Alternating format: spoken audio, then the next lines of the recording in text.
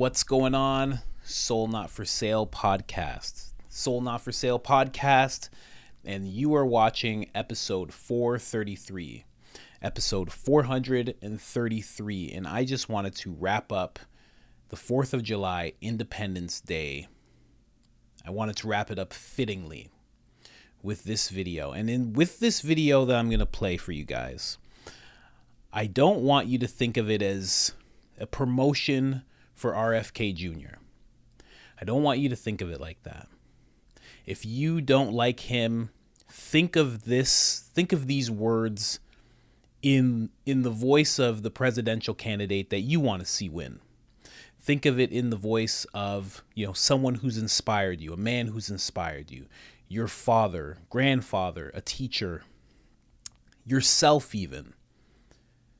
Just take the words in, not for who they're coming from, but for what they mean to America.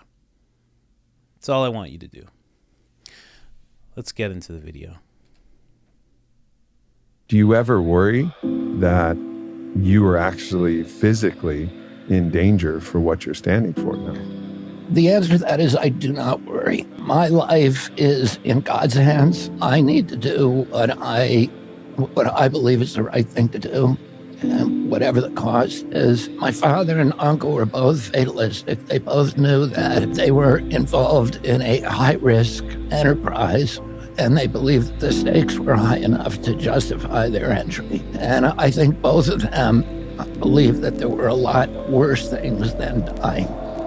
One of the things that would be worse than death would be losing our freedoms and living like slaves. It has been the ambition of every totalitarian regime in the history of mankind to exert total control over every aspect of human behavior, over not only our movements, our transactions, our organization, but also ultimately our speech and our thought and what we read.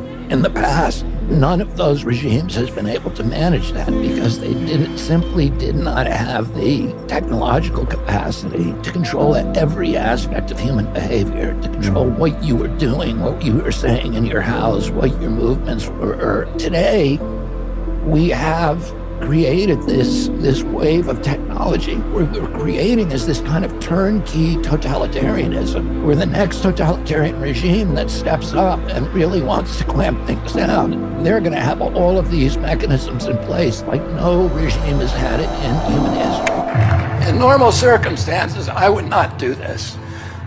But these are not normal circumstances. I'm watching my country being stolen from me.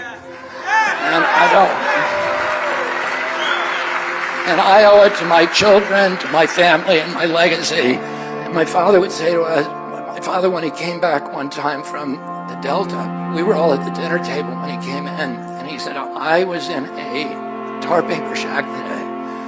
It was smaller than this dining room, and there were 2 families living there, and the children get 1 meal a day. And when you get older, I want you to help those people. And when we would go into Southeast Washington or Appalachia, he would say to us, these are your people. These are Kennedy people. He said the other people, the big shots, the corporations, the millionaires don't need the Kennedys. They have lobbyists. They have PR firms. They have lawyers. And he said, these are your people. And these are the people you need to spend your life helping. And when I'm president, I'm going to be president for those people. We're going to really take back this country.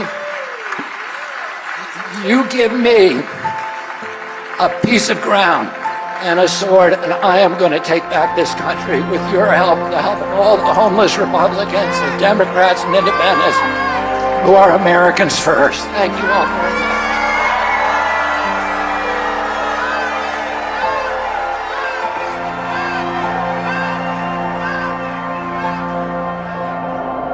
We need a revolution, I would say that, a peaceful revolution, and a revolution that,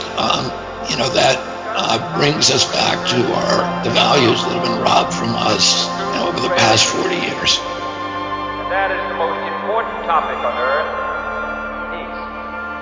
What kind of a peace do I mean, and what kind of a peace do we seek? Not a Pax Americana enforced on the world by American weapons of war, not the peace of the grave or the security of the slave. I am talking about genuine peace, the kind of peace that makes life on earth worth living, the kind that enables men and nations to grow and to hope and build a better life for their children. Not merely peace for Americans, but peace for all men and women. Not merely peace in our time, but peace in all time.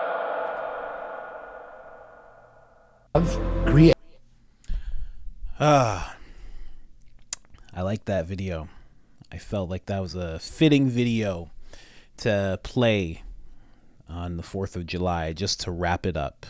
And again, like I've said, this is a month to celebrate the pride of the soil under your feet and what your country really means, not in the hearts of the politicians and their financial interests, but in the hearts of all the people that you see when you're driving down the street and you're walking in your neighborhood, because that's what America actually is. So don't forget that. Don't forget that. And, just the things that were said in that video, like I said, picture yourself saying them. Picture them coming from someone who's inspired you. Because it's super important. Your independence is super important. Your democracy is super important. And keeping it intact. Keeping it intact is so important. And, every month should be about this type of, patriotic type of vibe. Every month should be like this, but, today's the day. So don't forget what country you live in, and don't allow your government to rip it away from you. Don't allow any politician to soil what it means to be American. Don't allow any politician to soil what it means to be in this country and to be free. And don't allow anyone, to take away what freedom you have left. Fight for every inch. Like RFK Jr. said in here, said you need a peaceful revolution, but a revolution nonetheless.